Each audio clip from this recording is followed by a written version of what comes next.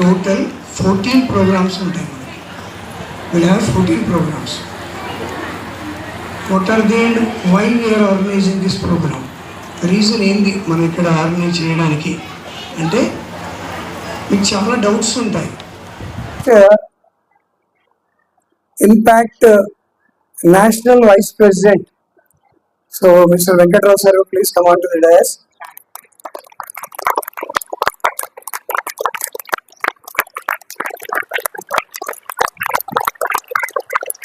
So I request Sai Babu sir.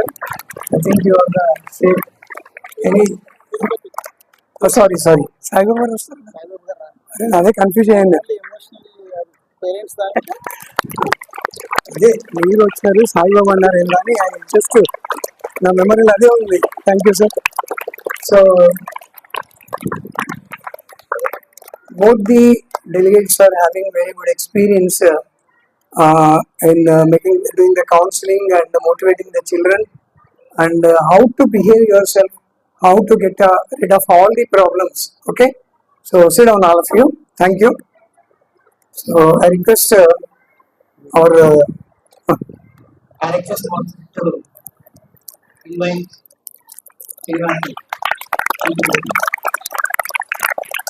Venkat sir, not Srinivas sir. Here much good. One sir to Sorry. invite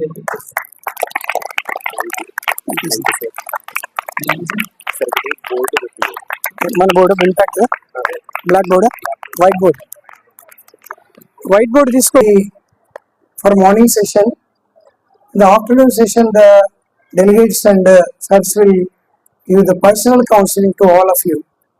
Those who are having any problems, family issues or personal issues or anything else regarding your education, why you are not coming up in the education, why you are not following your teachers, is there any physical problem for you? There may be so many problems with you, so that should be resolved with the counseling. Listen carefully. What I told just now, mouth should not act, only ears should not act, should be active. Okay, ज़्यादा सुनना, कम बोलना. The man, the woman or the person who succeeds in life will have one good quality. They will be more listeners and less speakers. 80% listening people will become good speakers as 20%. ఎక్కువ వినడానికి దేవుడు 2 చెవులు ఇచ్చాడు మనకు, అవునా? ఒక్కటే నోరు ఇచ్చాడు. మీకు అందరికి అర్థమైంది ఎందుకు ఈ ప్రోగ్రామ్ అనేది? ఓకేనా? అందరికి అర్థమైంది అనుకుంటాను. అర్థం కాని వాళ్ళు ఎవరు ఉంటే చేయలేపండి. Throughout the year this is the first programme we are organizing here for you people, students. So the next program will be for your parents on 12th July, second Saturday. Understood? Call all of your parents to attend the program to resolve your problems. Me problems solve చేయడానికి మీ పేరెంట్స్ని ఖచ్చితంగా ఈ నెల 12th second Saturday నాడు పిలవాలి. అర్థమైందా? మీరు కూడా రావాలి. ఎవరికైతే ప్రాబ్లమ్స్ ఉన్నాయో వాళ్ళు కూడా రావాలి. కొన్ని ప్రాబ్లమ్స్ ఎట్లా ఉంటాయంటే మీరు మీ పేరెంట్స్తో చెప్పుకోలేరు. You cannot reveal your problems with your parents, cannot even explain, and they never understand you what you are. వాళ్ళకు ఒకటే తెలుసు, నేను సంపాదిస్తున్నాను, కష్టపడుతున్నాను, ఎవరి కోసం? మీకోసం, పిల్లల కోసం అంటారు. కానీ మీకు ఏం కావాలి అది మీకు మాత్రమే తెలుసు, మీ పేరెంట్కి తెలియదు. మీరేమనుకుంటారు? మా డాడీ మమ్మీ ఇద్దరు జాబ్ చేస్తారు, పొద్దంతా బయటకు వెళ్ళిపోతారు, ఇంట్లో ఎవరు ఉండరు, మా నాన్నమ్మ ఉంటుంది, నాన్నమ్మతో నేను ఏం మాట్లాడాలి, పెద్ద ఆవిడ, నేను కొంచెం నా ఫాదర్ మదర్ కొద్దిసేపు నాకు కొంచెం టైం ఇస్తే చాలు, కొంచెం నాతో ప్రేమగా మాట్లాడితే చాలు అనుకుంటారు కదా. చాలా మందికి ఉంటుంది ఆ ఫీలింగ్, మీరు బయట చెప్పకపోయినా. కాబట్టి అది మీకు సాల్వ్ కావాలంటే పేరెంట్ కూడా అవగాహన ఉండాలి. ఇప్పుడు ఫ్రంట్ లైన్ లో మనకి ఫస్ట్ వెంకట్రావు సార్ మనకి చాలా విషయాల పట్ల అవగాహన ఇస్తారు. I welcome Venkatrao sir, please.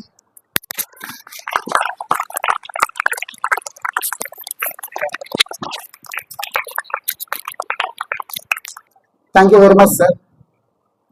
Sir చెప్పింది మీకు అర్థమైందా? ఓకే, ఇప్పుడు మనం లైఫ్ స్కిల్స్ నేర్చుకోబోతున్నాం. లైఫ్ స్కిల్స్ అంటే తెలుసా? తెలిసిన వాళ్ళు చేయొద్దండి.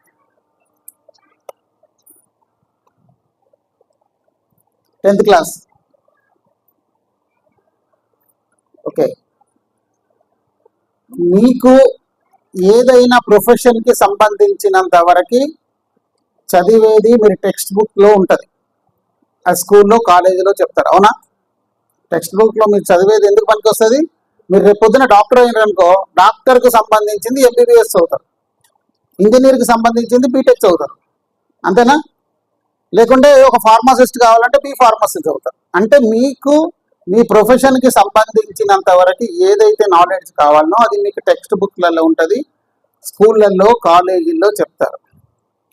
మీరు ఒక్కసారి ఎంబీబీఎస్ అయినరు లేకుంటే ఇంజనీరింగ్ అయినరు, అయిపోయిందా? ఇంకా మీరు లైఫ్లో సెటిల్ అయిపోయినరా?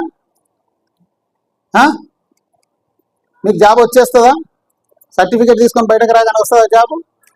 ఇట్లా పిలిచి రండి బాబు రండి, మీ గురించి ఎదురు చూస్తున్నాం రండి అని చెప్పి రెడ్ కార్పెట్ వేసి పిలుస్తారా? పిలువరు. ఎందుకు అంటే మన దగ్గర ప్రతి సంవత్సరం దాదాపుగా ఒక 2000 ఇంజనీరింగ్ పోస్టులు క్రియేట్ అయితే దానికి సంబంధించినంత వరకు 20 నుంచి 30,000 మంది ఇంజనీరింగ్ గ్రాడ్యుయేట్స్ వస్తున్నారు. క్రియేట్ అయ్యేది ఎన్ని పోస్టులు అవుతున్నాయి?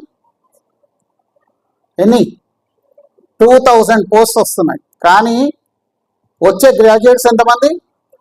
20,000 to 30,000 గ్రాడ్యుయేట్స్ వస్తున్నారు. మరి ఎవరికి ఇవ్వాలి పోస్టులు? దాంట్లో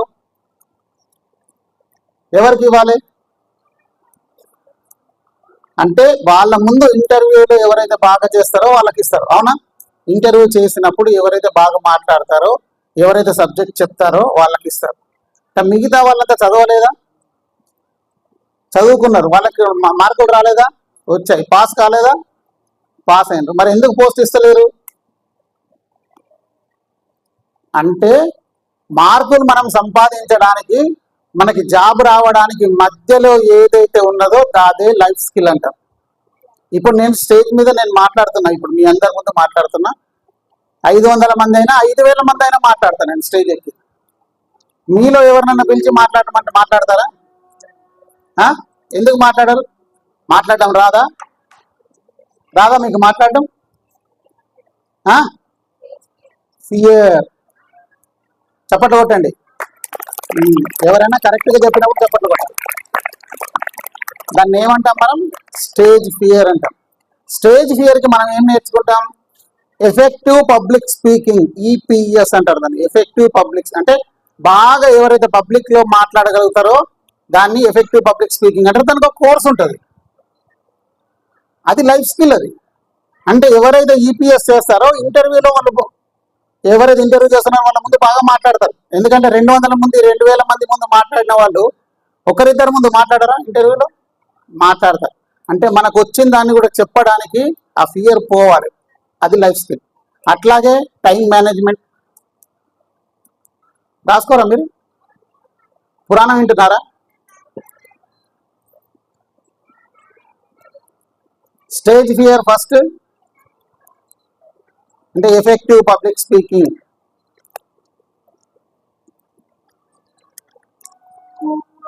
తర్వాత వచ్చేది టైం మేనేజ్మెంట్.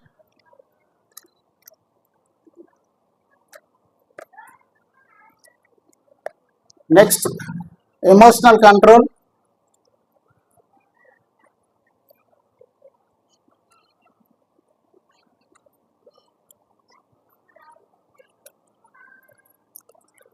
తర్వాత మనం డిసిషన్ మేకింగ్.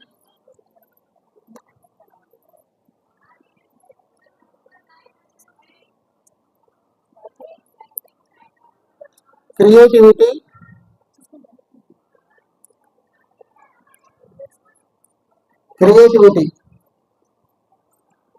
ఓకేనా? తర్వాత చాలాసార్లు మనం ఏం చేస్తామంటే చాలా మందితో రిలేషన్షిప్ మెయింటైన్ చేయలేము.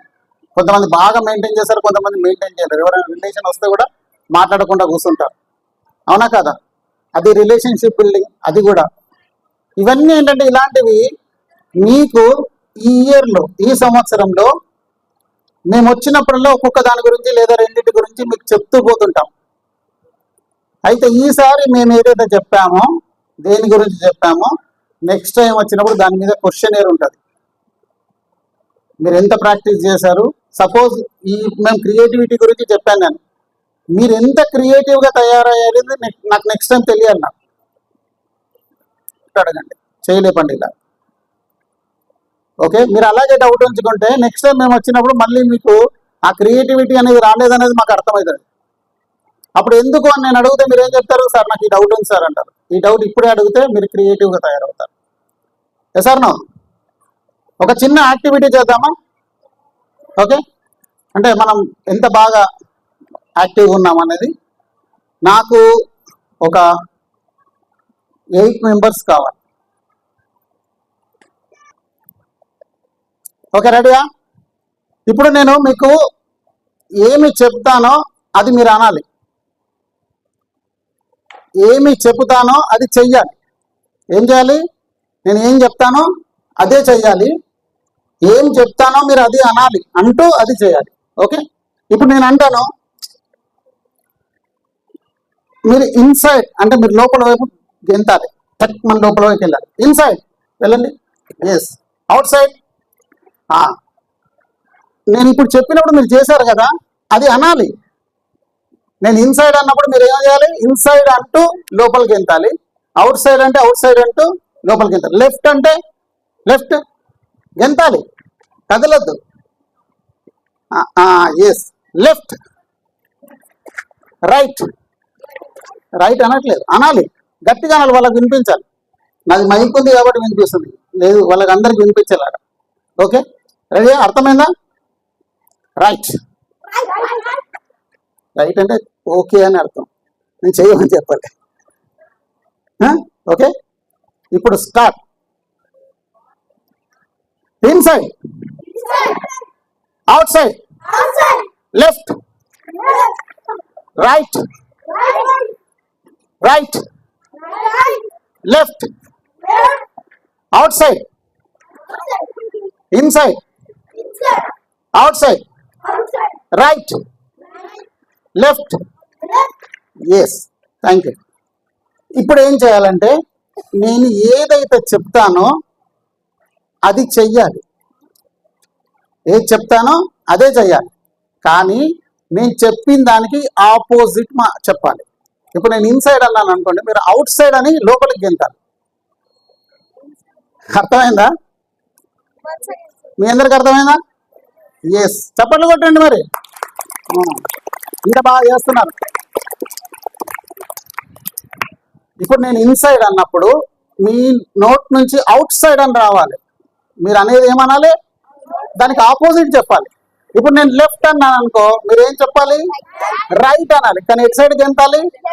లెఫ్ట్ గెంతాలి. మీరు అందరు చూడాలి జాగ్రత్తగా, లెఫ్ట్ గెంతుతున్నారు, రైట్ గెంతుతున్నారు. ఓకేనా? అంటే ఇది మైండ్ గేమ్. అంటే మనం ఎంత అటెంటివ్గా ఉన్నామనేది ఇంపార్టెంట్ అన్నట్టు.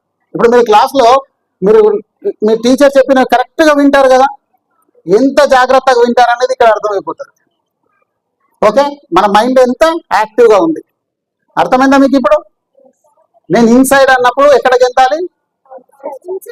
ఇన్సైడే గెంతాలి, కానీ ఏం చెప్పాలి? Right. Okay, 1 minute. Right, inside, outside, left, left, right అనాలి. లెఫ్ట్ అన్నప్పుడు ఏమనాలి? Okay, left, left, right, right, inside, outside, right, right, left, inside. Very good, very good. చప్పట్లు కొట్టండి, బాగా చేశారు కదా. మళ్ళీ సర్కిల్గా మంచిగా నిలబడండి. ఓకే, ఇప్పుడు ఏం చేయాలంటే నేను ఏదైతే చెప్తానో అదే అనాలి. కానీ దాన్ని ఆపోజిట్ చేయాలి. నేను ఇన్సైడ్ అని చెప్తాను కదా, మీరు ఇన్సైడే అనాలి. ఏమనాలి? కానీ ఏం చేయాలి? Very good. అర్థమైంది కదా? మీకు అర్థమైంది అందరికీ? రైట్. చప్పట్లు కొట్టండి. చప్పట్లు కొడితే ఎంకరేజ్మెంట్ ఉంటుంది.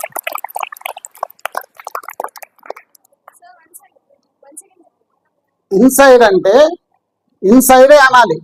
నోటి నుంచి ఏమనాలి? కానీ దాని ఆపోజిట్ చేయాలి. చేయడం ఆపోజిట్ చేయాలి, అనేది ఇన్సైడే అనాలి. అవుట్ సైడ్, అవుట్ సైడే అనాలి. మళ్ళీ నిలబడండి, మళ్ళీ దూరం మళ్ళీ నిలబడండి మంచిగా. అవుట్ సైడ్,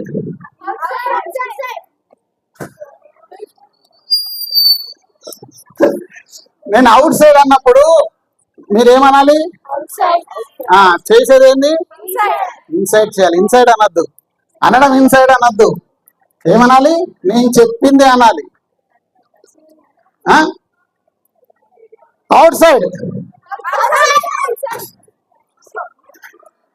ఇన్సైడ్, ఇన్సైడ్ అనాలి. ఇన్సైడ్ అన్నప్పుడు ఇన్సైడ్ అనాలి, అవుట్ సైడ్ అన్నప్పుడు అవుట్ సైడ్ అనాలి, కానీ దానికి ఆపోజిట్ చేయాలి. అవుట్ సైడ్, ఇన్సైడ్, లెఫ్ట్,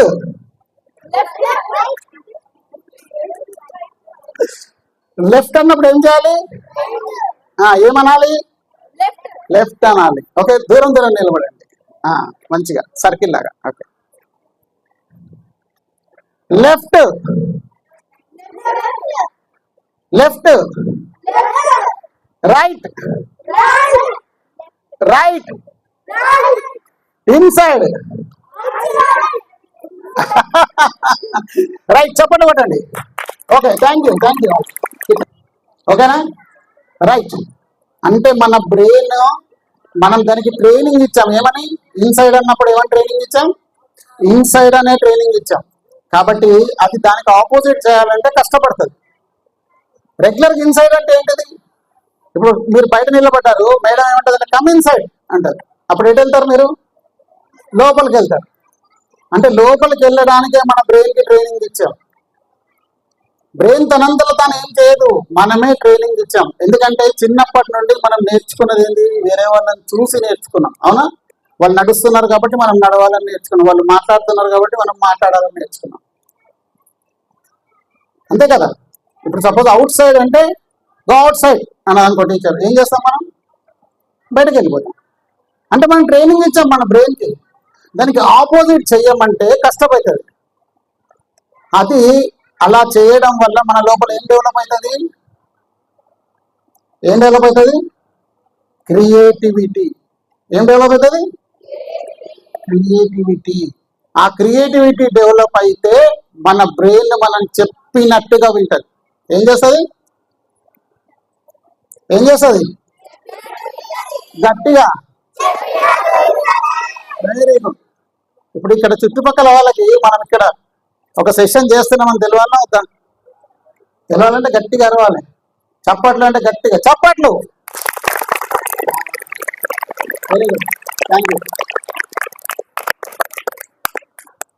అంటే మన బ్రెయిన్కి క్రియేటివిటీ డెవలప్ చేస్తే ఏం చేస్తుంది అది? మనం దీన్ని out of the box thinking అంటారు. ఏమంటారు? మన రెగ్యులర్ బాక్స్ ఏంటిది? ఇన్సైడ్ అంటే ఎటు వెళ్తాం? మనం లోపలికి వెళ్ళిపోతాం. అవుట్ సైడ్ అంటే ఎటు వెళ్తాం? బయటకు వచ్చేస్తాం. ఇది మనం రెగ్యులర్ బ్రెయిన్కి ట్రైనింగ్ ఇచ్చాం. మనం తనంతలు తాను చేసుకోవాలి బ్రెయిన్. ఓకేనా? ఇప్పుడు క్రియేటివిటీకి ఒకటి యాక్టివిటీ చేద్దామా? రైటా? తెలుస్తుంది.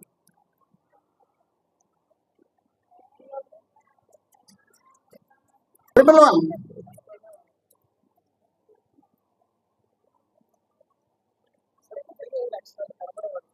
కనబడవా?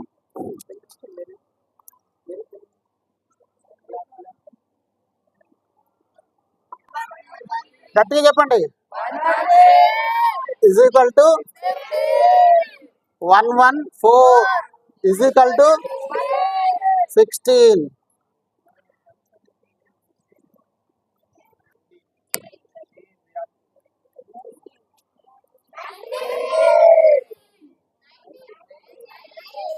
ఎట్లా ఆ? ఇట్లా వచ్చి చెప్పు ఇక్కడ ఎట్లా ఇలా రా నువ్వు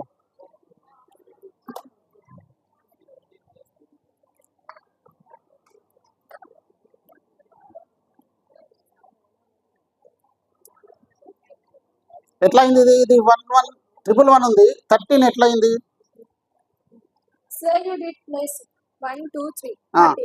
As it is 1. Okay very good చెప్పట్లు ఇది 2 plus 2, 14. As it is 1. Okay 15. 13. 3 plus 2, 15. As it is 1. 4 plus 2, 16. As it is 1. 7 plus 2, 9. 1 as it is 19. చప్పట్లు వెరీ గుడ్ గ్రేట్ ఏం పేరు Miraj. మీరాజ్కి ఓకే థ్యాంక్ యూ ప్లీజ్ పొలం ఒక పర్సన్కి పొలం తనకి ఎంతమంది సన్స్ ఉన్నారంటే 4 మెంబర్స్ ఉన్నారు ఎంతమంది ఉన్నారు 4 మెంబర్స్ ఉన్నారు అయితే ఆయన చనిపోయిన తర్వాత వీళ్ళు నలుగురు దీన్ని పంచుకుందాం అనుకున్నారు ఏమొస్తుంది వీళ్ళకి ఒక్కొక్కరికి ఒకటి వస్తుంది అయితే వీళ్ళు రిజిస్ట్రేషన్ ఆఫీస్కి ఎంఆర్ఓ దగ్గరికి పోయిన తర్వాత వీళ్ళకి తెలిసింది ఏంటంటే వీళ్ళ నాన్న ఈ పాటను ఆల్రెడీ అమ్మేశాడు ఏం చేశాడు ఇది అమ్మేశాడు ఇవి 3 ఉన్నాయి ఇప్పుడు నలుగురికి ఈక్వల్ షేప్లో సేమ్ షేప్లో నలుగురికి ఈక్వల్గా పంచాలి ఎలా కమాన్ థింక్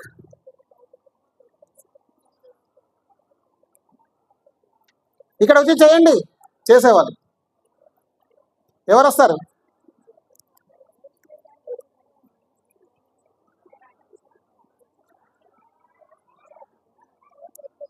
చేస్తాడా కమ్ రా చెయ్యి 4 సేమ్ భాగాలు రావాలి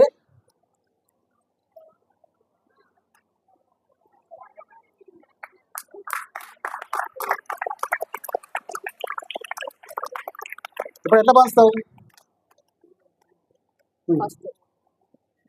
Second. Third. నంబర్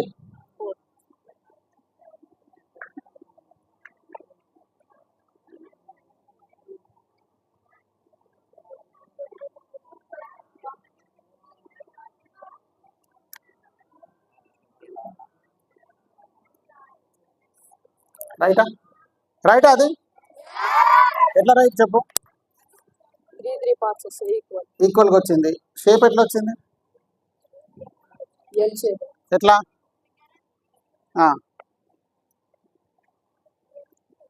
ఓకేనా ఏం పేరు Rishabh.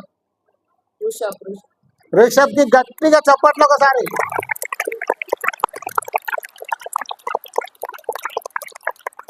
మంచి టాలెంటెడ్ ఉన్నారు సార్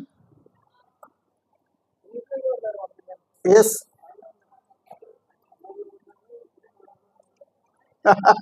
లేదా ఇప్పుడు సినిమాలో హీరో ఉంటాడు హీరో ఏం చేస్తాడు విలన్ కన్నా ఎక్కువ ఫాస్ట్గా ఆలోచిస్తేనే హీరో అవుతాడు అవునా కదా విలన్ కన్నా గట్టిగా ఆలోచించి గట్టిగా బలంగా ఉండి గట్టిగా విలన్ని కొడితేనే హీరో అంటాం మనం విలన్తో ఎప్పుడు దెబ్బలు తిని లాస్ట్కి హీరో చచ్చిపోయిన అనుకో ఎవరిని హీరో అంటాం మనం కాబట్టి మనం హీరో కావాలంటే ఏం చేయాలి ఎట్లా ఆలోచించాలి క్రియేటివ్గా ఆలోచించాలి ఎలాగా క్రియేటివ్గా ఆలోచించాలి okay right with this I hand over this to Tirupati గారు యూ విల్ టేక్ ఇది ఓన్లీ మనం లెసన్ కాదు ఇది ఓన్లీ మీకు దీన్ని ఏమంటారు ఐస్ బ్రేకింగ్ యాక్టివిటీ అంటారు మరి యాక్టివ్గా ఉన్నారా లేదా అనేది టెస్టింగ్ రైట్గా ఇప్పుడు మీకు సెషన్ స్టార్ట్ అవుతుంది థ్యాంక్ యూ